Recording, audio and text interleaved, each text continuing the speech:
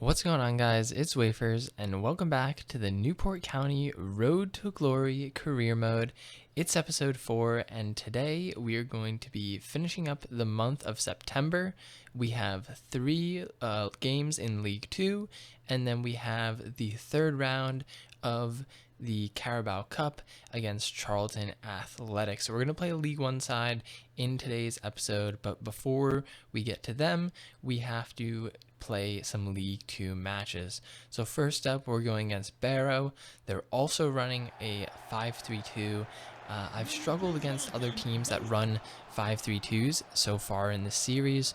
We've only played, at this point, I think like 10 or 11 games, but against teams that run the same formation as me, I've really been struggling, and that shows up really early here.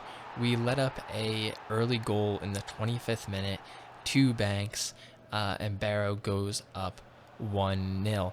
Now in the 60th minute, unfortunately that bounce does not go our way, and Banks goes in again. He gets it his brace on the near post, smashing it home, and we're 2-0 down. We try to mount a comeback though. In the 89th minute, Hardigan off the bench goes through, smashes it into the top left corner. I try to go pick up the ball. He doesn't want to pick up the ball, but we get there eventually, and we cut the lead to 2-1. And after this, I was just trying to put on pressure, get the ball back, and see if I can make something happen. And Barrow makes a mistake. Donnelly off the bench intercepts it. He's going to cut back to the edge of the box, passes it across to Alex Bennett. Bennett's going to feed it through to Shepard, who looks across goal and finds the main man, Dom Telford. In the 96th minute, we play a few extra minutes on top of the extra time, and Dom Telford ties up the game for us. We draw against Barrow 2-2 with 2 90th minute goals, and we avoid our first loss of the season in League 2. We're still undefeated at this point. We haven't won every game, but we have yet to lose. Now into the game against Southend United. They're near the bottom of the table coming into this one, and we get off to a good start. Telford goes through again, this time on his right foot. He smashes it across net. Because of the training that we did with him, we were able to get his weak foot up to 5 stars. So although he's left-footed, his right foot is just as good, and it's really useful when it comes to attacking. Now right here, I make a mistake with Dimitriou. I was trying to dribble back there. He doesn't have the best dribbling or agility, and I give it away, and Southend ties it up. But just a few minutes later, we get the ball, Bennett in the box, just trying to buy some time, look for an opening, and he finds Scrimshaw, who puts it near post, past the keeper. Scrimshaw has been a good second striker next to Dom Telford. We know Telford's getting all the goals this season, but Scrimshaw is still contributing with goals and assists. He's involved in a lot of play, like right here. Gives it back to Bennett, who gives it to Scrimshaw into Telford. He gives it to Labadie, and Labadie puts us up 3-1. And at this point, we were starting to pull away from Southend United a little bit. The gap was starting to show. The early goal from them in the first half, made it a little tough, but in the second half, we sort of just showed our quality and ran away from them. Bennett puts Telford through here again, and Telford's going to get a second of the game in the 78th minute, puts us up 4-1. At this point, we're out of reach. They're not coming back into this game, but we're going to get on one more attack here, and we hit it out to Shepard, and Shepard plays a beautiful ball to Bennett.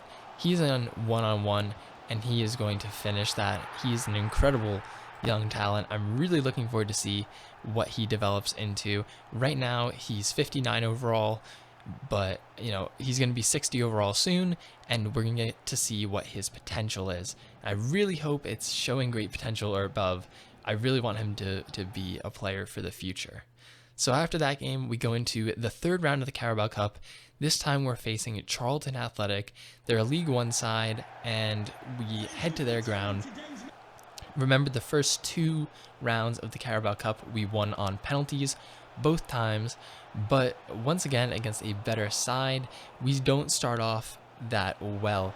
Early on into the game, Schwartz gets through, and he puts it back past King. Now we are playing a backup side in this game, but I would still expect my goalkeeper to save that, even though he is my backup. He's only 1 or 2 ratings lower than our starter, Townsend, but I was disappointed that King did not save that. But we go into the 17th minute. We come right back at them. Maynard goes through, slots it across, and Beatles is there, another Youth Academy product.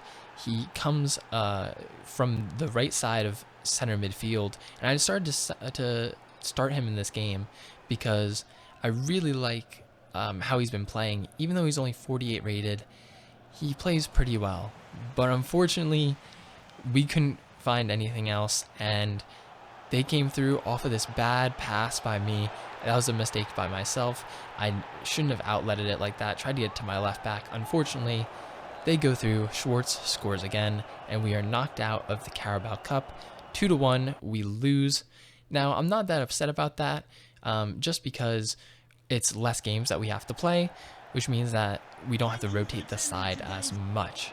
Heading into our last game for today against Carlisle United, we are headed to England, and we start off early here.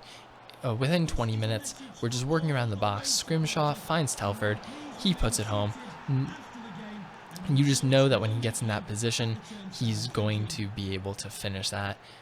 His finishing for this level is pretty decent, as well as his pace and his dribbling. Just the combination he has makes him really good for the League 2 level. Now, only a couple minutes later, we're still within 30 minutes. Telford comes forward now, and he's just holding the ball up. We get a little lucky here.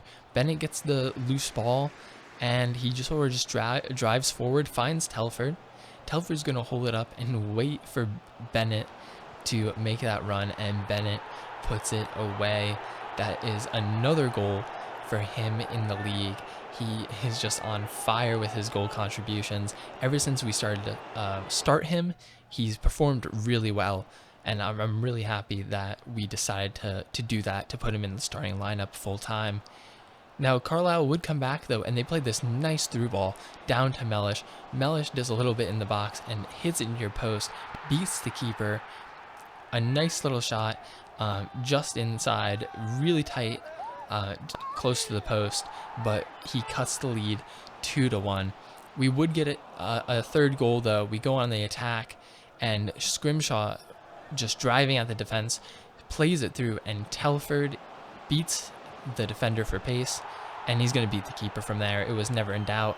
It puts us up 3-1. We get our 2-goal lead back, and we are now up 3-1 on Carlisle. But we weren't done at this point. We still wanted to attack. I still wanted to make sure the game was in hand, and this almost looks like a carbon copy of the last time. Scrimshaw, again, right at the defense.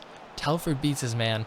This time, a little finesse towards the near post, and he finishes the game 4-1, and that would be it. Telford once again bagging some more goals. In this one, he got a hat trick, and that is 19 goals, I believe, on the season for him. He is just absolutely racking up the goals. That's going to be it for this episode of the Newport County Road to Glory. If you guys liked the video, make sure to drop a like. Let me know what you think down below in the comments, and subscribe if you are new. I will see you guys for the next episode on Saturday.